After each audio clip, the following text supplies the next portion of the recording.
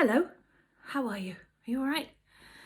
I hope you had a good few days and a nice weekend, because down here the weather has been spot on and so warm today that actually you could have me for Trey's description, because I didn't light the fire, but I thought, well, I'll just have some candles going. I hope that's enough for you. Thank you so much for last week, and the response has been so lovely. Thank you. It's very appreciated, and it's nice to know I'm not reading to an empty space, but it's keeping me out of trouble, so that's good. So we finished New Beginnings, didn't we, last week, or at least as far as I could get in a week. So this week the new book is The Holiday Home. And down here, of course, there are lots of holiday homes. And this is the story of two sisters whose parents have a holiday home in Cornwall, and they're each fighting each other for who gets the house if and when the time comes. See? Anyway, okay, let's hear about the house. This is 1988. Take yourself back. I was first married in 1988. There you go. I've been married for a very long time, just not to the same person, as you know. So there we go. Here we go. The house is called Atlantic House. I think the clue is in the name. The husk of a dead fly lay dry and brittle on the sun-bleached oak windowsill. The house was silent and empty in the drowsiness of the bright spring morning. If its almost 300-year-old walls harboured any memories of previous occupants, the weddings and the wakes, conceptions and christenings that had taken place here, there was no sign. Where rich brocade curtains had once hung from the tall windows, there clung trailing cobwebs. The days when handsome young men in tight breeches and high-collared frock coats, think Bridgerton, that was good, wasn't it? Anyway, high-collared frock coats had wooed maidens in muslin dresses were a thing of the past. Maybe the rustle of petticoats along the top landing could still be heard, but only by the tattered moths. In the musty bedrooms, patches of insidious damp crept ever outward, their spread unobserved and unchecked. In the cellars, the dark, dank, seaweed-scented stone walls were covered in a glistening silvery scrawl marking the passage of slugs and snails. The worn steps, hewn out of the rocky floor, descended into darkness, and the sounds of the waves lapping against the walls of a natural cave beneath the house. On moonless nights, 200 years ago, smugglers would time their arrival for high tide, steering their vessels through the opening in the rocks on the beach, where the waves surged in and on into the torchlit cavern where their cargo of contraband brandy, tobacco and lace would be unloaded, away from the prying eyes of the revenue men. Only the odd holidaymaker ventured into the cave nowadays, but a rockfall 20 metres from the beach entrance prevented them from reaching the forgotten cave under the house. The sea, however, continued as it always had done, ebbing and flowing into the recesses below Atlantic House. In the old days, the gentleman of the house would welcome his gang of smugglers and lead them up the stone steps into an innocent-looking outhouse. A fortified wooden door would then open into the garden. To the left was the back door of the house, now stiff with salt and age, which led into the kitchen. In front of the old hearth of the kitchen and the chimney still blackened by the fires of countless cooks, smugglers might have had their wounds attended to by the lady of the house, and if the revenue men whose guns had caused the wounds came knocking, the fugitive would stay hidden in the cool of the pantry while the gentleman and his lady entertained them. Today, the ancient range, once the beating heart of the house, was cold, its doors seized with rust and its hot plates covered in sootfalls. Out in the garden, wild with broom, tamarisk, escalonia and fuchsia, the lawn bore no resemblance to the croquet pitch it had once been between the two world wars. These days it was a Cornish meadow, giving onto a buckthorn and gorse hedge. The weathered wooden gate, which had once banged so gaily on its sprung hinge. Dear me, I'm so sorry. Let me do that again. The weathered wooden gate, which had once banged so gaily on its sprung hinge with the constant traffic of beach-bound children, now drooped sadly. As he placed the heavy key in the lock, estate agent Trevor Castle took in the commanding elevated position overlooking the much sought-after Treviscombe beach. The key refused to budge. Trevor leaned against the studded oak front door, gave the key a twist and tried again. Still nothing. Bending down, he laid his clipboard, camera and retractable tape measure on the worn flagstones, and using both hands now, he managed to get the reluctant key to turn. As he pushed open the heavy door, a horrible squeal of protest from the unoiled hinges gave him a little fright. He steadied himself and carried on pushing. Something was blocking the door. When he had created a big enough gap to squeeze his head through, he paused for a moment, bracing himself for the prospect of a rotting corpse on the other side of the door, but to his relief, when his eyes adjusted to the darkness, he made out a pile of faded circulars and junk mail wedged against it. Chuckling at his stupidity, Trevor bent his full weight against the door and heaved until the opening was wide enough for him to step into the house. He stooped to clear the blockage and then returned to the porch to collect his estate agent tackle. With the door now wide open, the sun poured in, lighting up the impressive oak-panelled hall and spilling into the open doorway of the grand drawing room ahead, with its breathtaking view down to the ocean. "Wow! Hello, house," Trevor said out loud. He stepped into the hall, stirred ancient dust motes, but he didn't feel any gust of wind. But the front door banged shut so loudly behind him he gave an involuntary jump and a yelp of fright. Hand resting on his pounding heart, he exhaled with relief. "Whew, steady on, Treff, old boy. Buddy boy, it's only the wind." This was his first solo trip since joining Trish Hawkes and daughter property agents. After weeks of trailing around after Trish, she had finally deemed him ready enough to go and measure and photograph a house by himself. "Yes, Atlantic House will be a good one to start you off," she'd announced, reaching round to the key cabinet and unhooking a large, obviously antique key. "Empty, no bloody occupying owner to interfere." "Has it been vacant long?" he'd asked. Trish had smiled, but there had been an uncharacteristic reticence about her as she'd replied, "About 10 years or so, I think." 10 years? But it says, here is a seafront location with its own private cliff path to the beach. Well, a place like that shouldn't stay empty for 10 minutes.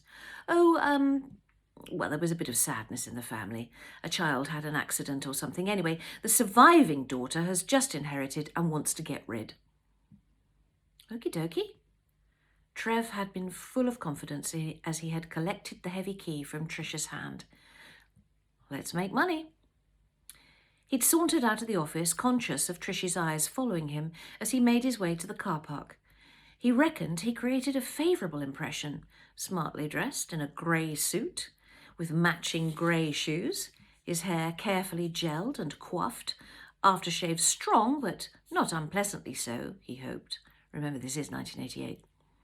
Little did he know that Trish considered him the epitome of the 80s wide boy, complete with aspirations of an XR3i Ford Escort. Didn't we all? And a cabriolet if he could afford it. And a fortnight in Magaluf, or Shagaloof, as she'd overheard him say when she walked in as he was on the phone to one of his mates. But the frown wrinkling her brow as he disappeared round the corner of Trevay Harbour had not been prompted by any doubt about his abilities. It was a pang of guilt that Trish, asking herself whether she'd done the right thing in sending him out to Atlantic House. But then, he was a strapping lad. He was 23. He'd be fine, wouldn't he? Rather him than her. Having decided to start at the top of the house and work his way down, Trevor strode across the hallway. His footsteps sounded heavy on the bare wooden treads as he climbed the wide staircase. On the landing, he stopped and counted 8 doors, all closed. The door to his left opened into a good-sized bedroom with a view over the driveway and the lane. He measured up, took a couple of photos, and jotted down a brief description to be written up in more flowery prose later. He carried on to the next room, a huge lavatory with a cracked wooden square of a seat and a chain-handled flush. The iron cistern above had been painted in many layers of cream paint, but he could just make out the maker's name and a date, 1934. Next door to that was a bathroom with an enormous deep bath in the corner. Brown stains marred the porcelain under the bulbous antique taps, but when he turned one on, there was no water. The adjacent door led to a bedroom at the side of the house with a pretty sea view. The middle door, bang opposite the stairs, opened onto a magnificent master bedroom, with French windows leading out to a balcony, offering a stunning view of Treviscombe Beach and the Atlantic Ocean beyond. The key was still in the lock and turned reasonably easy, so Trevor opened the door to the balcony and stepped out into the light sea breeze. Now this is more like it. He tested the handrail. The wood seemed solid enough, apart from a few splinters pricking his palms. Holding on in order to steady himself, he bounced lightly on the wooden floor. It bounced back. Oh, well, this house is going to be a money pit, but it would surely be worth it, he thought. Trevor stood basking in the breeze for a moment, fantasizing that the house was his. He closed his eyes and breathed deeply of the warm, fresh air. Opening his eyes, he leaned over the balcony to take a look at the garden and the terrace below. Suddenly, the wood beneath his hand gave way, tipping him into empty space. As he lunged forward, his scrabbling hand somehow managed to grasp one of the supporting uprights. There was a clank from below as the broken rail hit the flagstone terrace. Bloody Nora! Beads of sweat broke out on his tanned forehead. Trevor cleaned the floorboards of the balcony and made it back to the safety of the master bedroom in a single stride, shutting the balcony door behind him, relieved that no one had seen his brush with death, yet at the same time shuddering at the thought of how long it would have taken for anyone to come to his aid. He stood with his back against the window, waiting for his breathing to return to normal. Get a grip, Trev, he told himself. After carefully relocking the door, he set about measuring the room, followed by a further 3 bedrooms, all with either a sea view, a garden view, or a view of the drive. When that was done, he returned to the ground floor. Even in its dilapidated state, the drawing room was impressive with its high ceiling and generous window seats either side of the French windows opening onto the terrace. Looking out, Trevor saw the broken piece of handrail lying innocently on the stone. Feeling another frisson of fear, he immediately turned his back on it, trying to put it out of his mind. After measuring the drawing room, he turned his attention to the study, followed by a charming morning room with an inglenook fireplace and an intimate dining room with a plaster frieze of grapes around the corniced ceiling. At the far end of the kitchen, which surely hadn't been updated since Queen Victoria's coronation, a tongue-and-groove door with a wrought iron latch stood ajar. He went to it and saw it led to an old pantry or larder with original worktops made of slabs of marble. This, he imagined, was where butter, milk and meat would have been stored in hot weather. Again, he set to work with his notebook and measuring tape, talking to himself as he recorded the details. When he finished measuring and checked his watch, he was surprised to discover that almost 3 hours had passed since he'd left the office, and he still had the garden to do. Locking up the front door and pocketing the key, Trevor fought his way through the thicket of dead grass and brambles, round to the sea-facing side of the house. And how wonderful it looked from this angle with the setting sun reflected in the windows, making the house glow as if it were illuminated from within and full of life. Never in his brief career had Trevor been asked to measure a garden of this size. His puny tape measure was clearly inadequate for the task, so he decided instead to stride around the perimeter, counting each step as a metre. He hadn't gone far before he lost count, the number falling from his memory as soon as he saw the old fortified wooden door in the side of the house. Natural curiosity and the desire to faithfully record every room led him to descend the 4 stone steps to the door. Half hoping to find it locked, he was surprised when it opened easily, releasing an aroma of sea damp and age that seemed to envelop him. The interior was pitch dark, and he could hear the distant sound of the sea coming up from below. In the light of the setting sun, he struggled to make out the odd-shaped room, which seemed almost cave-like. As he stepped over the threshold, he felt a prickling at the base of his spine. Not fear, quite, but a warning not to go any further. After his unnerving experience on the balcony, Trevor decided it might be wise to let the surveyor check this one out. Closing the door behind him, he scampered up the steps away from the gloom and into the daylight. On the drive back to the office, he rehearsed the story he would tell Trish. Best to leave out the brush with death and the dark forebodings, he decided. As far as Trish was concerned, the house was a gem, in need of renovation, but a unique opportunity to acquire a charming period home with stunning aspects. Yes, that should do nicely on the particulars. Right. Oh my goodness, do you know that was 16 minutes? I only thought I was doing 10. I'm so sorry. I've overdone myself. Look, right, enjoy the rest of your evening for your... I can't even read. I can't speak. I can't read. I'm sorry about all the fluff, so think of those as typos. Yeah, please join me tomorrow when we'll go for all the new people who want to buy the house are coming down to have a look at it. All right? Right. I'll see you tomorrow. Bye. Hello, it's Tuesday. Are you ready for another chapter of The Holiday Home? I just realised I didn't light the little candles, so hang on. Oh, why don't I just light it from there? Yes, one of you said that, didn't you? I heard you. Thank you for that. Right, here we go. So, oh, there's the ghosts in here. They're blowing out the candles. Come on. I need some handy child to help me. Are any of you watching? Help me just like this. Oh, you did. Thank you. Can you help me with this one as well? Can you like this one? No, it's not going to do it. No. Okay, that's a very naughty candle. We're looking at him again. Or we might tomorrow. I'll try it. Anyway, welcome to Tuesday. And yeah, the holiday home. So now the new owners, they're not owners yet, but they're coming to have a look at it, okay? They're from London and they're very happy and they've got some money. Here we go. On the other side of Bodmin, past the wildness of the moor, the scenery grew gentler. Now they were travelling through a verdant countryside of fields and farms. The Aston got stuck behind a tractor dripping slurry from its huge wheels. The smell of ammonia made Dorothy's eyes water. Henry started to get frustrated. He accelerated and braked and weaved in and out of his side of the road, banging the steering wheel with his string-gloved hand. "Pull over, you village idiot," he snarled. Dorothy saw the time was to have words. "Henry, do you want me to be sick on the cream leather? Besides, shouldn't you be trying to make friends with the locals?"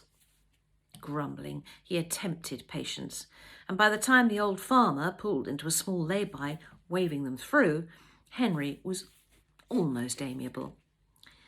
He had barely finished waving a gracious acknowledgement when he found himself stuck behind a bus. That's Cornwall for you. "What do you want to bring bloody buses down these lanes for?" he growled. Dorothy laid a hand on his knee. "If we are going to live here, we have to accept this pace of life." Eventually the bus stopped and Henry throttled past. The roads narrowed into lanes, and the closer they got to the coast, they got narrower and narrower. The hedges, studded with primroses, rose high above them. Signposts boldly announcing "Trevay, 5 miles." But as anyone knows, 5 Cornish miles can mean anything between 2 and 20.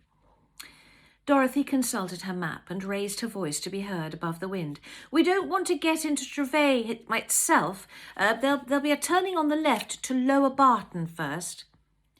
The Aston, stroking the vegetation between the narrow hedgerows, navigated the route to Lower Barton with its beautiful church and pub, and then on to Higher Barton with its small supermarket, post office, pasty shop and garage, and finally down the unmade stony road to Treviscombe Bay. And there, gleaming in the afternoon sun, stood the most wonderful house that Dorothy and Henry had ever set eyes on. Its large sash windows and porticoed front door seduced them immediately. Yes, the roof line was sagging, several slates were missing, and the garden was badly overgrown, but they knew even before setting foot inside the door that they had to have it. The front door opened and a young man stepped out to greet them. "Mr. and Mrs. Carew, hello, I'm Trevor from Hawkes Property Agents. Come in and welcome." Inside, the house was cool. There was a faint smell of damp, but the rooms were spacious and filled with sunlight. Henry and Dorothy took in the grandeur of the panelled hall and then followed Trevor into the high-ceilinged drawing room. If they weren't hopelessly in love with Atlantic House already, the breathtaking view of the ocean from the French windows sealed the deal. Careful not to sound too enthusiastic, they let Trevor escort them through the downstairs rooms and up to the bedrooms and ancient bathrooms. No words passed between Henry and Dorothy. They didn't need to discuss it. They knew this house was for them. Back in the hall, Trevor said, "Shall I leave you to have a walk round on your own?" "Oh, I think we've seen enough," Henry said in a weary voice. "There's a hell of a lot that needs doing. What can be done on the asking price?" "This is a highly desirable property that's attracting a great deal of interest." Both men knew this was a lie, but it was expected, the opening gambit of the duel. "I think it's very unlikely the vendor will drop the price," parted Trevor before delivering a clumsy blow. "In fact, I think it's fair to say that a bidding war has already started." Dorothy looked pleadingly at Henry, who had begun to reach into his pocket for his car keys. "I haven't come all this way to be held over a barrel. I'm a serious buyer, prepared to pay cash. Take it or leave it." "Mr. Carew," the agent stopped him, "I'm sure that if you were to make a hard and fast offer this afternoon, the vendor could be persuaded to come to some arrangement, especially when I tell her you are a cash buyer." "Yes, okay, let's do that." "Why don't you follow me back to my office in Trevay and I'll see if we can't have the deal done by tonight." In the car, Dorothy had time to air her thoughts. "Please, please, please don't let this house get away," she beseeched. "It'll cost a fortune to bring the place up to scratch. Besides, I'm not about to be made a monkey of by some venal estate agent who takes me for a wealthy Londoner." "But you are a wealthy Londoner." "Yes, dear, but that doesn't mean he doesn't know that, does he?" "Well, what do you suppose he thinks this car is then? A Reliant Robin? Henry Carew, you're driving an Aston Martin. Your cover is blown." So, subject to a surveyor's report and the usual searches, the deal was concluded that afternoon. Trevor, glowing with satisfaction and looking forward to working out his commission as soon as the buyers were out of the way, stood up to shake hands. "Congratulations," he said. "If there's anything you need, don't hesitate to ask." Dorothy, who was putting her scarf on, paused. "Actually, there is something. I'd love to know more about the history of the house." Trevor looked over at his boss. "Trish, where would Mrs. Carew be able to find out all about the history of the house?" Trish, who had suddenly developed a keen interest in the contents of her desk drawer, seemed a little flustered as she replied, "Well, the library would be the best place to start, and we have a very good local museum." And then she looked up and met their gaze. "Actually, there is something you should know. A young girl died in the house. It happened about 10 years ago. It's her sister who's selling the house." Dorothy stopped, fiddling with her scarf. "Died? How? Illness? Accident? Murder?" "Oh, no, nothing sinister. No, it was a drowning, poor thing." Trish turned to Trevor. "Did you show Mr. and Mrs. Carew the Smuggler's Cave?" Trevor blushed. "Oh, I thought I'd leave that to the surveyor." "Smuggler's Cave?" questioned Henry, sounding fascinated. Where is it? Well, the entrance is in the garden and on the beach, but there are steps leading under the house into a cave, and at one time there was a passage or cavern that led out onto the beach somewhere, but I think it's blocked off now, said Trish. Dorothy wanted to know more about the dead girl. Did she die in the cave? Oh, I can't remember all the details. I believe she'd been playing in the cave when it happened. Either the tide came in or she slipped, I'm not sure. It was in the papers at the time. The library will have copies. Henry saw that this news had upset Dorothy, and he's put his arm round her. Come on, old girl. We'll make Atlantic House a happy home again. He turned back to Trish and Trevor. Right, well, I think my wife deserves a slap-up meal to celebrate. Where's the best place to have dinner and stay the night? Over the following weeks, Dorothy threw herself into researching the history of the house. The coroner's inquest into the death of 14-year-old Claire Clavelli returned a verdict of misadventure. She had apparently hidden in the cave following a row with her family. Nobody was sure exactly what had happened, but the most likely explanation was that she had slipped on the slimy rocks, banged her head, and drowned. I think we'd better block the cave up, Henry said. Dorothy was fearful. Well, I don't want Constance or Prudence going down there. Oh, our girls will be fine. They're far too sensible to mess about down there. Dorothy was adamant. Block it up. Henry gave no answer. He had already instructed the builders to open the cave up. With the high tide access for a small vessel to sail in and out, it would be the perfect place to put a boat. And there, my dearios, is today's instalment. Will you join me tomorrow? I think we might still have some good weather. I hope you're having some good weather. Tomorrow will be Wednesday, so yeah, I look forward to it. Go and get yourself a drink, have some supper, have a great night. Look after yourselves, and I shall see you tomorrow by my candle. And if there are any children around who'd like to help me light these candles tomorrow, just think, yeah, well, we'll do that tomorrow. Anyway, lots of love. See you then. Bye. Hello. How's your Wednesday been? Been okay? I hope so. Yes, good. Put all your worries out of the door just for 10 minutes while we listen to a bit of a story. And also, I've got one more candle to light here that I couldn't get lit last night. So if there's any child, just go wish, wish, wish on this match, and with a bit of luck, put the magic on it. Lovely. Let's get this lit here. Ooh. And I think the wick has gone a bit peculiar. Oh, well, up. Yes, I think you're getting it. Well done. You did it. It's done. Can you see it? There are 4 candles there. Right. Thank you for that. That was very helpful. Now, where are we doing? So, you know that Henry and Dorothy have got the house now, and that a small young 14-year-old girl 10 years before has died in the cave under the house because she might have knocked her head and drowned. Anyway, here we go. They've got the builders coming now.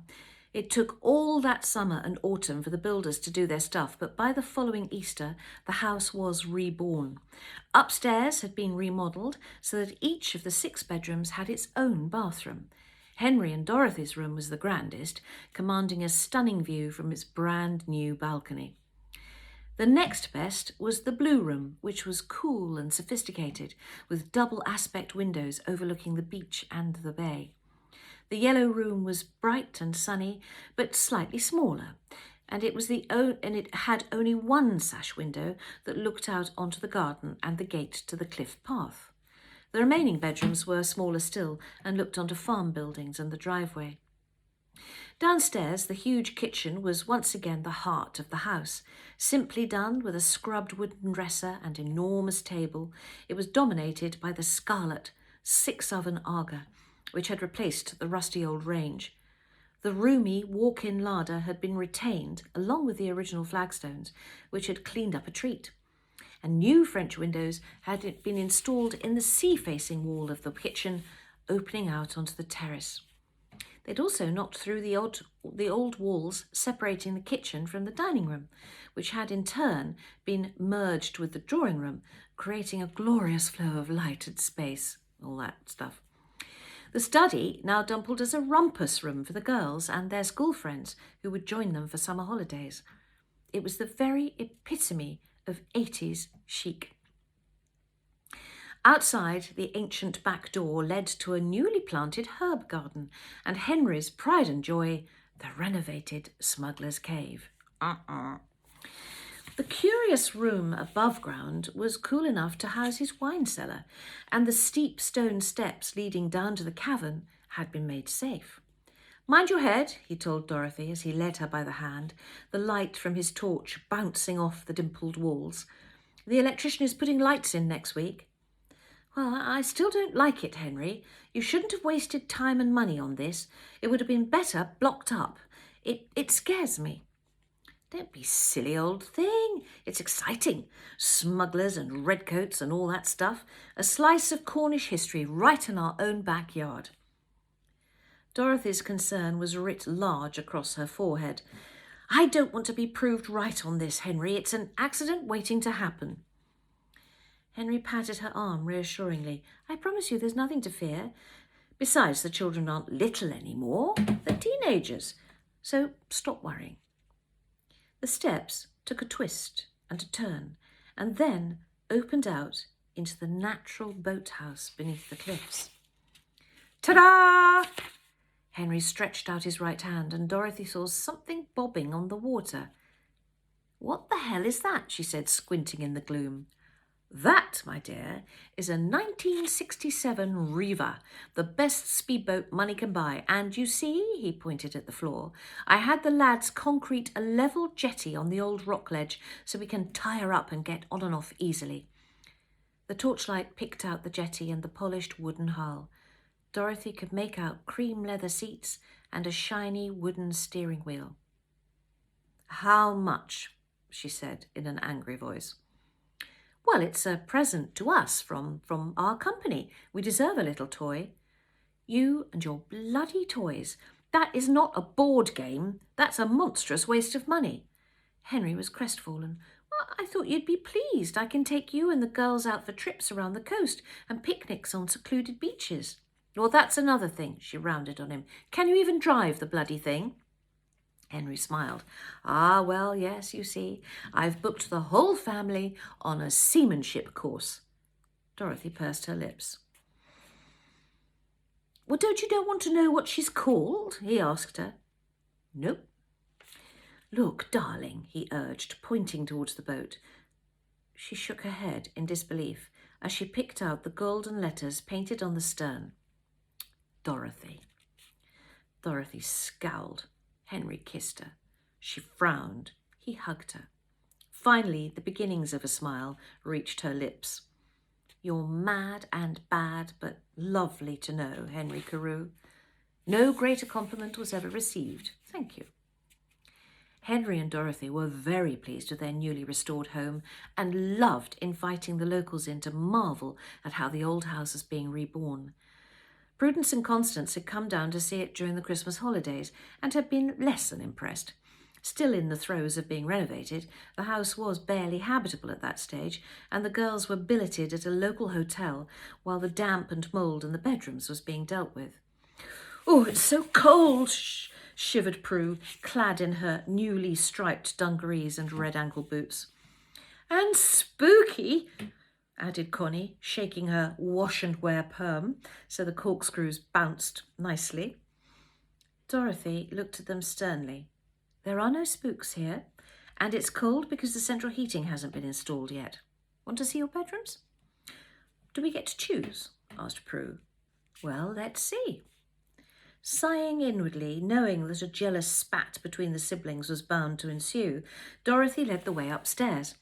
The three of them picked their way over the dust sheets, abandoned tools and other builders' detritus cluttering the landing to the first floor. "Look at the view, girls." Dorothy threw open the door leading to the yellow room. "Who wants this one, overlooking the garden and the cliff?" Well, assuming their mother was showing them the best room in the hope of winning them over, Prue, who was always quickest off the mark when it came to getting what she wanted, jumped in. I do! Connie's shoulders slumped dramatically. I knew she'd get the first choice. It's not fair. I really like this room. Prue gets the best of everything.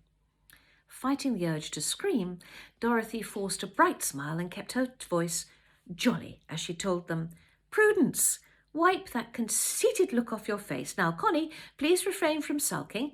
I have a super room for you. Follow me. Prue pushed past Connie, who whispered, You always get the best. And Prue replied, sotto voce, Tough shit, little sister.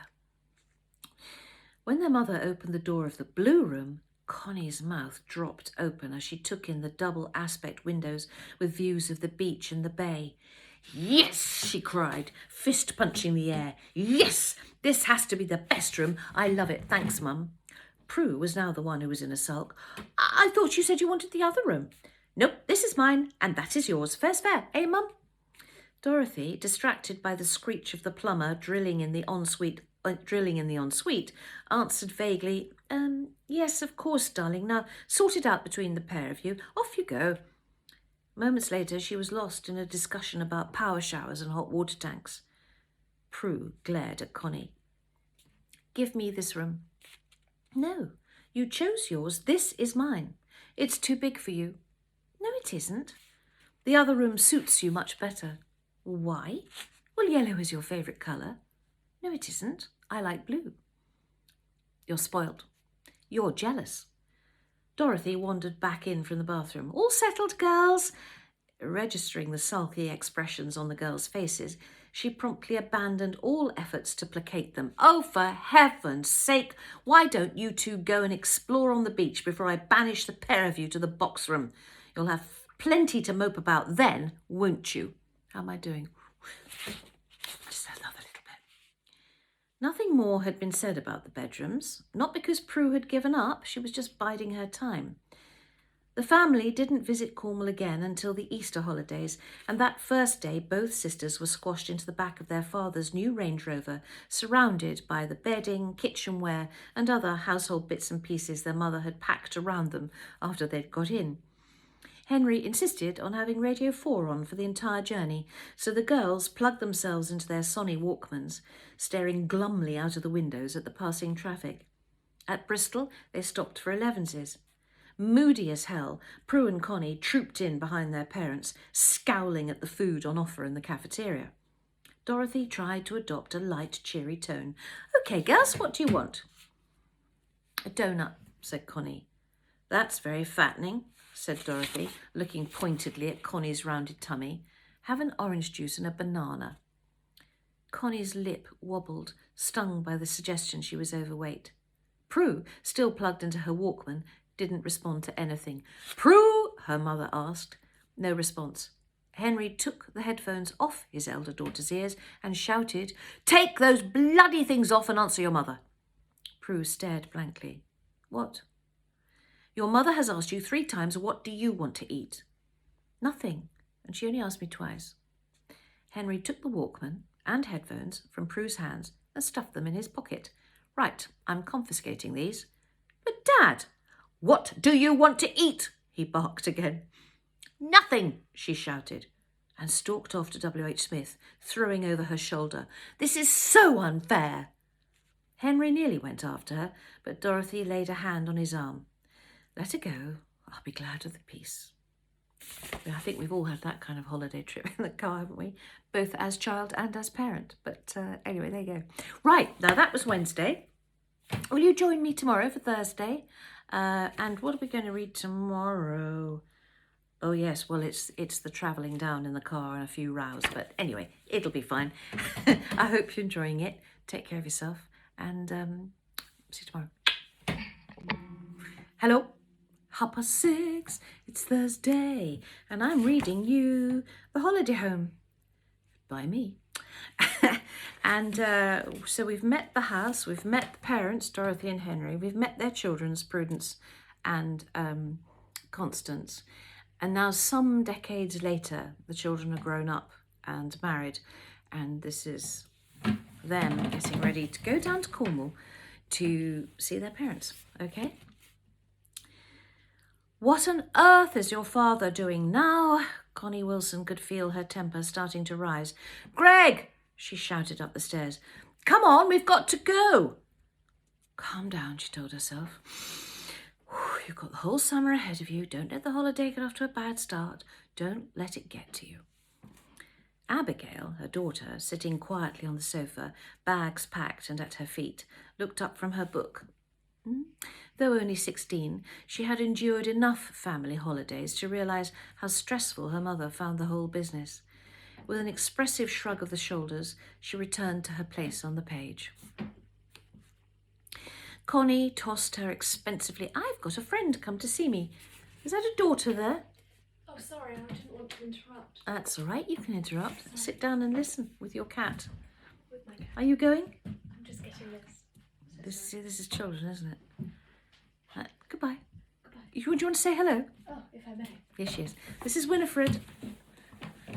Hello. I hope you're enjoying the book. It's very good. She's never read it. No, I haven't, but I'm sure it is. I've heard enough of it. Oh, well, thank you. Thank you. Well, you were little when I wrote this. Oh, wow. Okay. Bye, love. Bye. Bit of family nonsense. Children. God, bloody hell. Never give you a minute, do they? Anyway, here we go. Yes, Abigail, sitting on the sofa and reading a book with herself all packed up, just goes, well, whatever. Connie tossed her expensively highlighted hair. Lockdown. Tossed her expensively highlighted hair back and put a hand over her eyes. God, we're going to be late again. Why does everybody leave it all to me? Abigail sat unmoving, peering over the top of her book, as her mother pulled the specks from her blonde hair and checked for the umpteenth time the long list of notes she'd made in her Smithson diary. Well? She looked at Abby pointedly. Abby indicated the bags at her feet. Mum, I'm all packed and ready to go. No, sorry, darling, I don't mean to be a grouch. It's just that I hate the thought of Prue getting there before us. Connie glanced towards the stair. What on earth is your father doing up there? Why is he taking so long? Rolling up the sleeves of her stripy sweet sweatshirt, she marched to the foot of the stairs and bellowed, Greg, please can you turn your computer off? Surely work can wait for a few hours. We need to get a move on. Upstairs, Greg had his feet propped up on the wide and empty expanse of his ultra-cool desk, or workspace, as he preferred to call it. This room was his oasis, a place of sanctuary from the bedlam of his wife's domain, a place of privacy. He slowly rocked himself on the ergonomically designed kid leather chair, sighing as he ran his hand through his wavy dark hair, now speckled with grey, much to his annoyance. And raising his voice, he shouted back, Darling, won't be a minute. Just got some loose ends to tie up at the office. Your father will want to have a full report as soon as I get there. He listened for a response from below, but none came. Then he turned back to the receiver of the phone. Sorry about that, Janie, he murmured into the receiver of his agonisingly trendy and sleek steel handset. That's all right, Greggy, returned the voice of a well-educated young woman. I'm so going to miss you. Oh, and I shall miss you, but I shall be thinking of you every moment of every day and every night, Janie, darling. You will call me when you get there, won't you, Greggy? Irritation flared in him. Janie was getting a bit too clingy. Greg! Connie was shouting again. Please hurry up! Oh, I've got so excited there. I nearly turned 2 pages. Sorry. Greg, beginning to lose interest, was eager to end the call. Yes, Con, I'm coming, he shouted, and then speaking softly back into the phone. I'll try. I've got to go, if only for Abigail's sake. He started to tidy his desk, closing the lid of his laptop, and looking round for its leather case. Lately, he'd found himself wondering whether the time had come to kick Janie into touch. I mean, lovely girl and all that, but it was asking for trouble having an affair with your secretary, especially when your father-in-law owned the company. Maybe he could pay her off, get her another job in a friend's company. He'd write her an excellent letter of recommendation. After all, she was very good at her job and very, very sexy. Greg Wilson considered himself a reasonable man, a man who was satisfactorily married while indulging in a slice of illicit cake. Surely it was expected that a man in his position would have a mistress. Then again, mixing business with pleasure, that was where he'd made a mistake. He'd have to give some thought to the Janie problem over the summer holidays. Janie, I really have to go. I'm only off to Cornwall, not to the other side of the world. I'll call when I can. Promise, Greggy, she purred. Promise. Greg was now standing up with the phone sandwiched between his shoulder and his ear, shoveling things into his briefcase. Bye-bye, baby cakes. Bye, sexy. And then he hung up. He'd added the baby cakes to keep her sweet. And she did have that kind of sexy secretary look, right down to an art. Business suits with tight pencil skirts and high heels and beautiful underwear that encased her 26-year-old derriere to perfection. He could hear the sound of a heavy suitcase being dragged across the hallway below. Taking one last look around the room to see if he'd forgotten anything, he gathered up his laptop and went downstairs to inspect the damage. His wife frowned up at him. Greg, how am I doing? Good for time. Greg, you know I want to leave as early as possible. We must get there before Prue. Oh, for God's sake, Connie, why you and that sister of yours insist on this ridiculous battle of wits each year is beyond me. And watch what you're doing to the floor. It costs a fortune to polish those marks out. Connie was at the front door with the largest of 3 suitcases. She turned very slowly, took a deep breath, was on the verge of saying something unkind, but thought the better of it, and instead she continued towards the front door. Here, let me help you before you scuff the paintwork as well. It would have been nice if you'd spared the time to do your own packing as well, Connie muttered, then more loudly, I think I can manage, thank you. Greg moved towards her just as she got the front door open. There ensued an unseemly scuffle as he tried to wrench the case from her hand, and she held fast. It was Abigail who stepped in. Mum, Dad, why do we have to start every summer holiday with all this aggro? It will be brilliant once we get there, and we're going to have a lovely time, and that's that. So let's get on the freaking road. Meanwhile, 50 miles away, in an expensive corner of southeast London, Connie's sister, Prue, was waiting for her pedicure to dry. She'd been up since 4, tying up a few overnight loose ends that her overseas office had thrown up. These commercial surveyors could be such a bore, but now she was lying on the bed in her extremely white and bright but sparsely furnished bedroom, a room so desperately tasteful it wouldn't have looked out of place between the covers of Elle Decoration. In fact, it might have been in between the covers of Elle Decoration. She watched as her beauty therapist packed away the many pots of nail polish and lotions she had used on her client. Thank you so much, Esther. I love this colour. What's it called again? Panty Glimmer, said Esther, a tall, slender girl with a violent fake tan. Panty Glimmer? Where did they get these names from? I should think taupe was a perfectly adequate description. Yeah, deadpanned Esther, but not very sexy, is it? Prue was about to argue the merits of taupe, one of her favourite shades in decor and clothing, but was stopped by a gentle knock at the door. Enter, Prue called. The door opened quietly and the slightly anxious face of her husband, Francis, appeared. Oh, hello, darling. Oh, you look marvellous. He took an appreciative sniff of the room. Lovely smell. What is it, Esther? Ylang-ylang, geranium and sandalwood. It's very good on ageing skin. Beneath her perfectly styled, short and sleek brown hair, Prue's face stiffened and her blue eyes took on a look that could only be described as icy. Francis hurriedly said, Well, that'll be lovely when my wife needs it. He turned to Prue. Jeremy and I are ready when you are. I've packed the car and I've got some sushi for the journey. In the cool box? Yes. Is there fuel in the tank? Yes. Well, give me 10 minutes. Oh, and remind Jeremy that once we start, there's no stopping. I want to be there in under 4 hours. Righto. Francis went downstairs, confident that he hadn't forgotten anything. Exactly 10 minutes later, having sent the evader beautician packing, Prue swept out of the house to find her 16-year-old son already in the back seat, iPod headphones stuffed in his ears, and her husband waiting to shut the front door. "Is the alarm primed?" "Yes," Frances nodded. "Are the window locks checked?" "Yes." "Prue, it's all sorted." "Good, let's go." Prue walked to the driver's side and got in.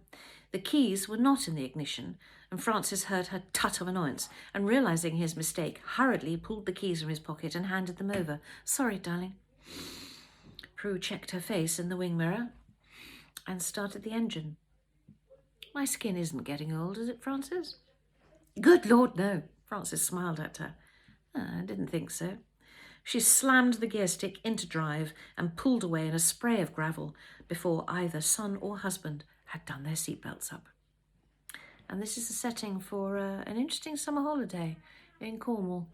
I like this one. This is one of my favourites. I don't know why. It was only the third one I wrote, actually, but I started to get into my stride, I hope.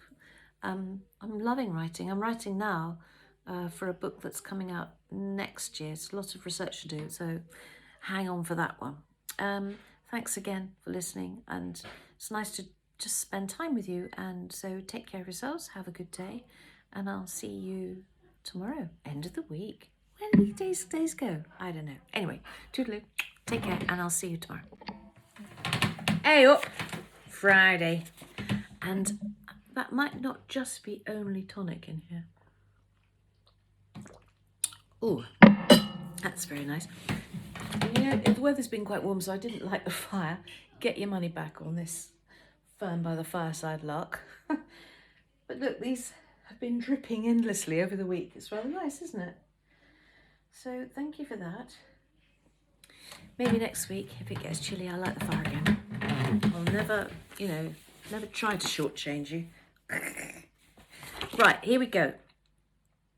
So the girls, Connie and Prue, are driving separately to Cornwall in some kind of race to get to the Atlantic House, their parents' summer house in Cornwall, before anyone else does.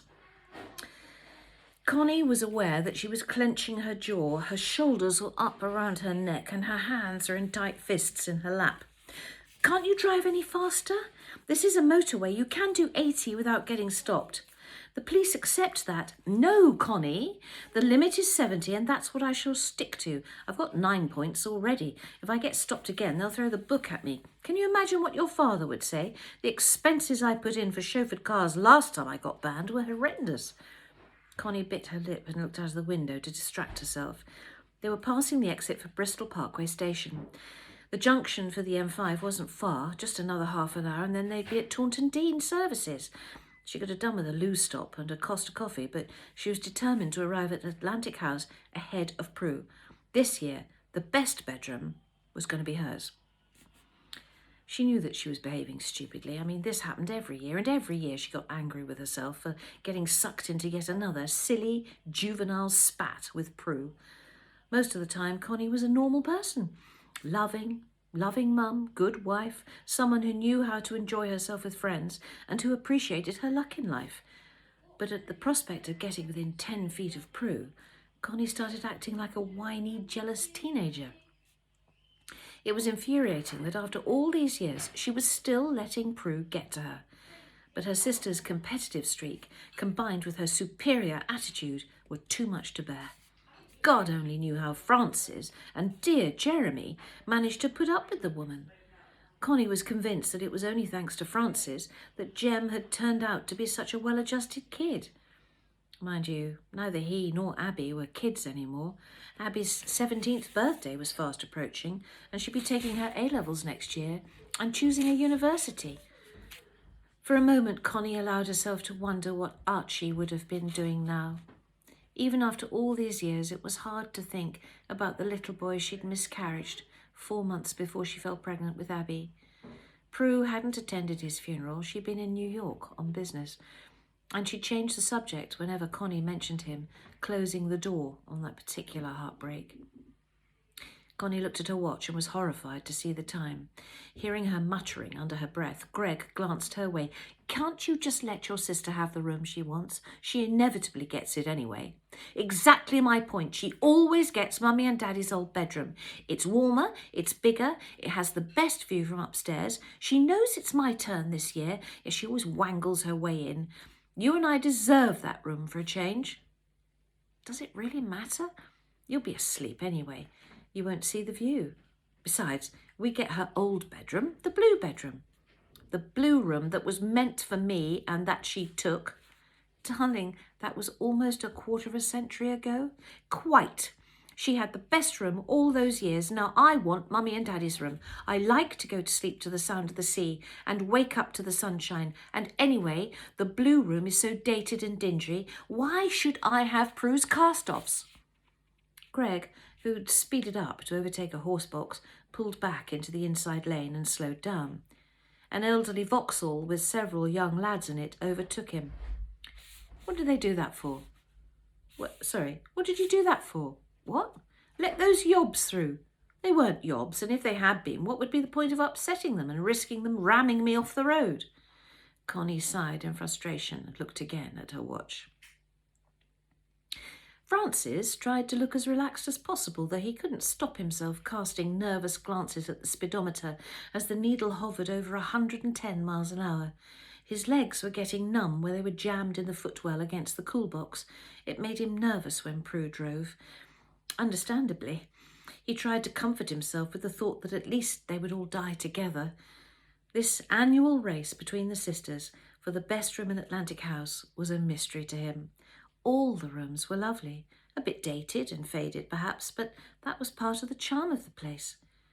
He resisted the desire to brace himself and grip the armrests as Prue advanced aggressively, then braked hard a few feet from the rear wheels of an innocent Renault Scenic with 3 bicycles strapped to its roof and a back window full of teddies and a potty. "Get out of the way, you moron!" she hissed, rapidly tugging the stalk that flashed her headlights. "Use your mirrors and you'll see me." The Renault stayed resolutely where it was, in the outside lane, and pottering along at a reasonable 75 miles per hour. "Right," said Prue, and suddenly swerved to the left, then accelerated hard, undertaking the smaller car and blasting her horn as she did so. The driver and wife stared in astonishment as the mad woman rushing past them in a blur. She swung the steering wheel to the right, causing them to brake, and pulled out in front of them. "Ha! That's better." Francis was aware he hadn't taken a breath for a few seconds and took a quick gasp. Prue looked over at him. "What's the matter?" "Nothing, my love." "Good. I think we're going to do this journey in record time." Francis paled. "Great." Jeremy's voice came from the back. "Are we stopping to eat?" "No," said Prue. Francis rustled around in the cool box at his feet. "Would you like me to feed you a bite-sized sushi, Prue?" Prue didn't take her eyes from the bumper of the Porsche in front of her. "I'm driving." "Righty-ho." 115, 117 miles per hour. "I'll have one." Jeremy's hand came over the back of his father's seat. "Is there anything to drink?" His mother cut in. "Don't give him anything to drink. I told you I am not stopping. And I want to get to Atlantic House before my idiot sister and her husband stake a claim on our room. When I inherit the house, as eldest child, we shan't ever have this ridiculous argument again." And to emphasise her point, she rammed her foot on the accelerator. That was when they heard the wail of a police siren. Is that taking you back to memories of long car journeys to go on your holidays? As a child, as an adult, does me. Well, obviously that's why I wrote it. There's lots of there that has happened in holidays I've experienced. But that's life, isn't it? As you drive along in the car and nobody stops. And in the olden days, everyone was smoking at the same time. So, coming down to Cornwall in the car, my mother and my grandmother, this is obviously back in 1962, both of them in the front seat, smoking like anything. My sister and I in the back, living in a cloud. But anyway, fortunately, we recovered, we survived, it was all right. And I hope you survive this coming weekend. Let's hope that we have a good one, and stay safe, look after yourselves. On Sunday, don't forget there's the Omnibus edition of me reading these books. And then I'll see you on Monday, 6:30. And the next book is, A Seaside Affair. Okay, so that's what we're going to start on Monday. Thank you for being here and listening and just being kind, really. Thank you very much. So I'll see you soon. Take care of yourselves, and here's to a good weekend.